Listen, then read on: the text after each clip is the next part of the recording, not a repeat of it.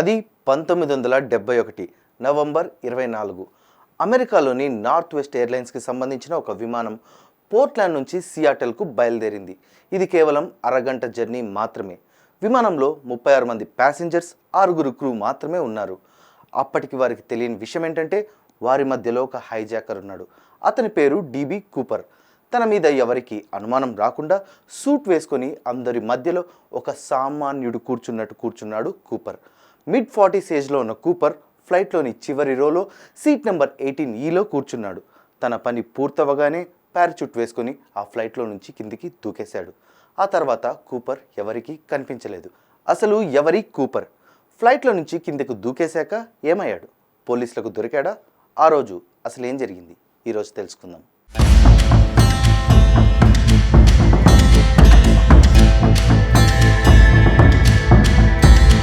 North west ఎయిర్లైన్స్కి చెందిన 727 Boeing విమానంలో Cooper ఒక సామాన్యుడిలా కూర్చున్నాడు. అదే సమయంలో అటు వెళ్తున్న ఎయిర్ హోస్టెస్ ఫ్లోరెన్స్ షాఫ్నర్ను పిలిచి తనను పరిచయం చేసుకొని చేతిలో ఒక చిన్న పేపర్ పెట్టాడు. తనను ఫ్లర్ట్ చేస్తున్నాడనుకొని ఫ్లోరెన్స్ నవ్వి అక్కడి నుంచి వెళ్ళిపోయే ప్రయత్నం చేసింది. కానీ ఆమెను మళ్ళీ వెనక్కు పిలిచిన కూపర్ ఆ పేపర్లో ఏముందో చదవమని చెప్పాడు. వెంటనే ఆమె ఆ పేపర్లో ఏముంది అని చూసింది. ఆ పేపర్లో ఉన్న మ్యాటర్ చదివిన ఫ్లోరెన్స్ ఒక్కసారిగా షాక్ అయింది. తన వద్ద ఉన్న బ్రీఫ్ కేసులో ఒక బాంబు ఉందని ఆ పేపర్లో రాశాడు కూపర్. దాంతోపాటు ఆమెను తన పక్కన కూర్చోమని కూడా రాశాడు. వెంటనే ఎయిర్ హోస్టెస్ ఫ్లోరెన్స్ కూపర్ పక్కన కూర్చుంది. వెంటనే ఆమెకు తన డిమాండ్స్ చెప్పడం స్టార్ట్ చేశాడు కూపర్. సాయంత్రం 5 గంటలలోపు తనకు $2 లక్షల కావాలని, అవి కూడా క్యాష్ రూపంలో కావాలని, ఆ $2 లక్షల ఒక బ్యాగ్లో ప్యాక్ చేసి ఇవ్వమని చెప్తాడు. దాంతోపాటు 2 ఫ్రంట్ పారాచూట్స్, 2 బ్యాక్ పారాచూట్స్ కూడా కావాలని చెప్తాడు. ఫ్లైట్ ల్యాండ్ అయిన వెంటనే ఫ్లైట్ని రీఫ్యూయల్ చేయడం కోసం ట్యాంక్ సిద్ధంగా ఉండాలని, ఏదైనా తేడా జరిగితే ఫ్లైట్ని పేల్చేస్తానని బెదిరిస్తాడు కూపర్. అయితే ఫ్లైట్ హైజాక్ అయిన విషయం అప్పటి వరకు ఫ్లోరెన్స్కి మాత్రమే తెలుసు. మిగతా క్రూకి కానీ ప్యాసింజర్స్ కానీ ఆ విషయం అప్పటికీ తెలియదు. కూపర్ డిమాండ్స్ విన్న ఫ్లోరెన్స్ వెంటనే కాక్పిట్ వద్దకు వెళ్ళి ఈ విషయాన్ని కెప్టెన్స్కి చెప్తుంది. కెప్టెన్స్తో పాటు మరో ఎయిర్ హోస్టెస్ టీనా మెక్లౌడ్కి కూడా ఈ విషయం చెప్తుంది ఫ్లోరెన్స్.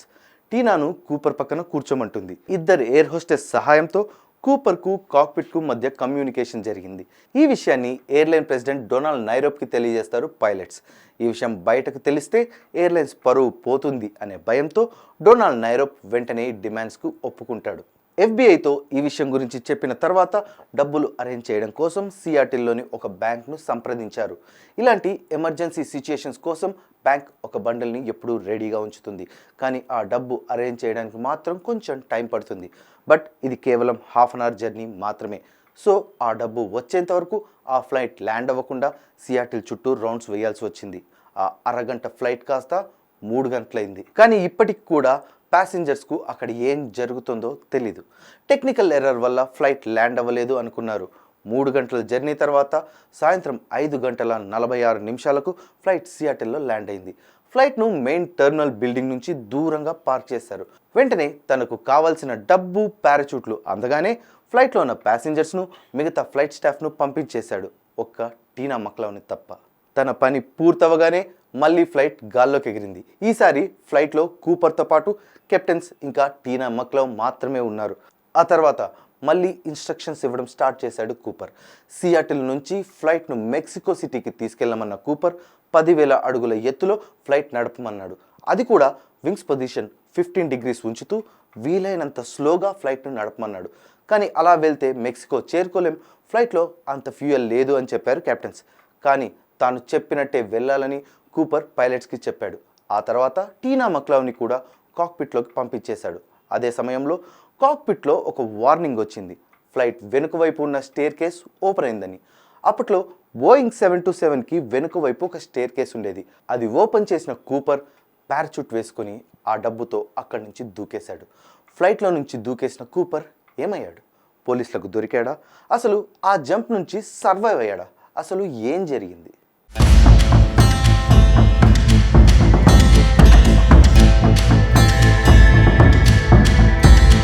హైజాక్ జరిగిన మరుసటి రోజు పోలీసులు తమ ఇన్వెస్టిగేషన్ మొదలుపెట్టారు. ఫ్లైట్లో కూపర్కి సంబంధించిన వస్తువు ఏదైనా దొరికిందేమో అని పరిశీలించారు. అందులో కూపర్ కాల్చిపడేసిన సిగరెట్లు, ఒక టై మాత్రమే దొరికాయి. ఆ టైకి ఒక చిన్న క్లిప్ కూడా ఉంది. ఇక వాటితో పాటు 66 అన్ఐడెంటిఫైడ్ ఫింగర్ ప్రింట్స్ కూడా దొరికాయి. ఆ finger prints flight passengers, pilot, flight స్టాఫ్లో ఎవరివి కాదు. కూపర్ తీసుకున్న డబ్బు కానీ, పారాచూట్ కానీ, వాటికి సంబంధించిన ఒక చిన్న పీస్ కూడా దొరకలేదు. అయినా పోలీసులు వదలలేదు. తమ ఇన్వెస్టిగేషన్ను మొదలుపెట్టారు. ఈ ఇన్వెస్టిగేషన్ ఏకంగా 45 ఏళ్ల పాటు కొనసాగింది. 2016లో ఈ కేసును FBI క్లోజ్ చేసింది. కానీ సమాధానం లేని ప్రశ్నలు ఎన్నో అలాగే మిగిలిపోయాయి. అసలు ఎవరి DB కూపర్? అతని పేరు అసలు DB కూపరే కాదు. అతని పేరు Dan Cooper. Flight ticket book చేసే సమయంలో అతను ఇచ్చిన పేరు అదే. అయితే యుఎస్లోని ఒక జర్నలిస్ట్ తన డెడ్ లైన్ టైం రీచ్ అవ్వడంతో డాన్ కూపర్ ప్లేస్లో పొరపాటున DB కూపర్ అని ముద్రించాడు. అయితే అది చూసిన అప్పటి న్యూస్ ఛానల్స్ అన్నీ DB కూపర్ పేరుతోనే న్యూస్ వేశాయి. సో అలా అతని పేరు డాన్ కూపర్ నుండి DB కూపర్ అయింది. అయినా ఏ దొంగ అయినా దొంగతనం చేసే ముందు తన నిజమైన పేరు చెప్తాడా ఏంటి?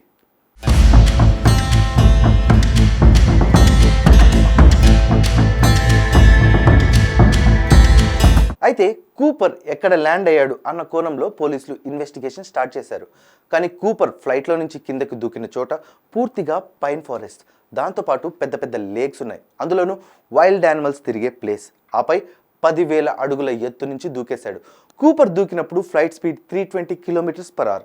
అది కూడా నవంబర్ నెలలో. పొరపాటున తను సర్వైవ్ అయినా కూడా కింద ఉన్న చల్లనీటికి కొద్ది నిమిషాల్లోనే హైపోథర్మియాకి గురవుతాడు. సో అతను బ్రతికే ఛాన్సే లేదని పోలీసులు భావించారు. కానీ ఇలా ఎన్ని ఉన్నా కూడా కూపర్ బ్రతికే ఉంటాడని చిన్న అనుమానం. దానికి కూడా రీజన్ ఉంది. కూపర్ తర్వాత ఇలాంటి సంఘటనలు మరిన్ని జరిగాయి. ఇక్కడ అసలు మ్యాటర్ ఏంటంటే ఆ తర్వాత ఇలా చేసిన వారందరూ సర్వైవ్ అయ్యారు. 1972 జూన్ 24న అంటే కూపర్ ఇన్సిడెంట్ జరిగిన 7 నెలల తర్వాత ఇలాంటి ఇన్సిడెంట్ మరొకటి జరిగింది. మార్టిన్ మెక్నలీ అనే వ్యక్తి కూడా ఇలానే చేశాడు. $5 లక్షలు తీసుకుని ఫ్లైట్లో నుంచి దూకేశాడు. అప్పుడు ఫ్లైట్ స్పీడ్ 400 to 500 km/h. తను సర్వైవ్ అయ్యాడు. దానికంటే ముందు 1972 జనవరిలో కూడా ఇలాంటి ఇన్సిడెంటే జరిగింది. రిచర్డ్ లపాయింట్ అనే వ్యక్తి కూడా ఇలానే ఫ్లైట్లో నుంచి దూకేసి బతికిపోయాడు. అయితే ఈ ఇద్దరిని ఆ తర్వాత పోలీసులు పట్టుకున్నారు. అందుకే వీరి స్టోరీస్ మనకు తెలుసు. ఒకవేళ వీళ్ళు ఈ జంప్ నుంచి సర్వైవ్ అయ్యారంటే కూపర్ కూడా సర్వైవ్ అయ్యే ఛాన్స్ ఉంది. అందులోనూ టీనా మెక్లవ్ పారాచూట్ గురించి ఇన్స్ట్రక్షన్స్ ఇచ్చే సమయంలో తనకు ఇన్స్ట్రక్షన్స్ అవసరం లేదని, తనకు పారాచూట్ ఎలా వాడాలో తెలుసని చెప్పాడు కూపర్. సో దీన్ని బట్టి చూస్తుంటే కూపర్కి పారాచూట్ ఎలా ఉపయోగించాలో తెలుసు అన్న విషయం అర్థమవుతుంది.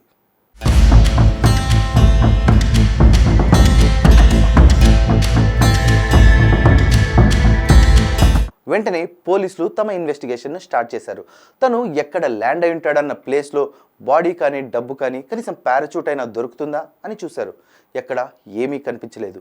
ఇంటింటికి వెళ్ళి ఇన్వెస్టిగేట్ చేశారు. ఆఖరికి ఆ లేక్లో ఒక సబ్మరైన్తో కూడా సెర్చ్ చేశారు. కూపర్ గురించి చెప్పినా, కనీసం ఆ సీరియల్ నెంబర్ ఉన్న కరెన్సీని పోలీసులకు ఇచ్చిన $1000 బహుమతి అని ప్రకటించారు. కానీ ఎటువంటి ఉపయోగము లేదు. అయితే ఇక్కడ మరో సమస్య వచ్చింది.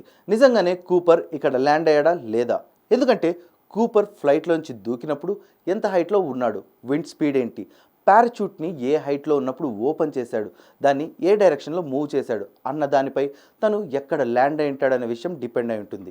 హైజాక్ జరిగిన 8 సంవత్సరాల తర్వాత 1979లో FBIకి ఒక కాల్ వచ్చింది. అతడి పేరు టామ్ బోహన్. సరిగా కూపర్ ఇన్సిడెంట్ జరిగిన సమయంలో ఆ విమానానికి 4 నిమిషాల వెనక 4000 అడుగుల పైన మరొక ఫ్లైట్ వెళ్తుంది. ఆ ఫ్లైట్కి కెప్టెన్ టామ్ బోహన్. తన కెరీర్లో ఆ రోజు వచ్చినంత తుఫాను తను ఎప్పుడు చూడలేదని చెప్పాడు టామ్. పోలీసులు తమ సర్చ్ ఆపరేషన్ను లేక్ మర్విన్ దగ్గర కాకుండా వాష్గల్ రివర్ డ్రైనేజ్ ఏరియా దగ్గర కంటిన్యూ చేయమని చెప్పాడు.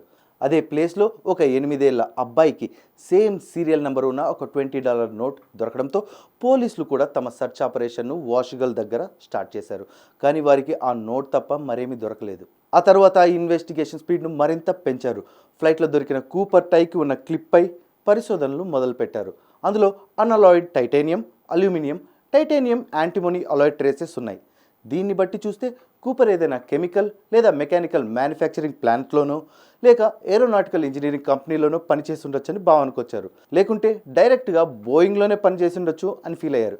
ఎందుకంటే తన టై క్లిప్లో దొరికిన అన్అలాయిడ్ టైటానియంను అప్పట్లో ఎయిర్క్రాఫ్ట్ ఫ్యాబ్రికేషన్ ఫెసిలిటీస్లో యూజ్ చేసేవారు. వీటితో పాటు మరో పక్క కూపర్ స్కెచెస్ కూడా వేయించారు. 1971లో మొదటిసారి, 72లో రెండోసారి, 73లో మూడోసారి ఇలా 3 స్కెచెస్ వేశారు. స్కెచెస్ ఆధారంగా 800 మందిని సస్పెక్ట్ లిస్ట్లో చేర్చారు. అందులో 20 మందిని సీరియస్గా తీసుకున్నారు. వారిలో ఇద్దరి స్టోరీస్ కొంచెం ఇంట్రెస్టింగ్గా ఉంది. ఆ ఇద్దరిలో ఒకరు Vietnam war veteran Richard McCoy.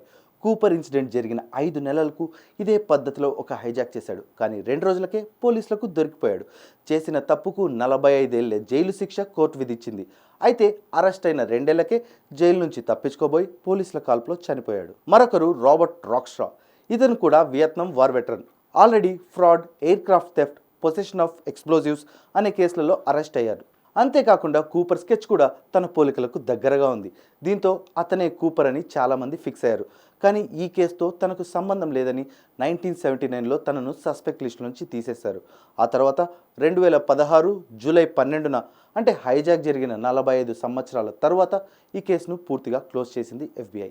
కానీ కూపర్ ఎవరో మాత్రం తెలుసుకోలేకపోయారు. కూపర్ని అనుసరించి హైజాక్ చేసిన ప్రతి ఒక్కరూ సర్వైవ్ అయ్యారు. ఆ తర్వాత పోలీసులకు దొరికిపోయారు. కానీ కూపర్ ఏమయ్యాడో మాత్రం ఎవరికీ తెలియదు. FBI చరిత్రలో అంతుపట్టని కేసు DB కూపర్.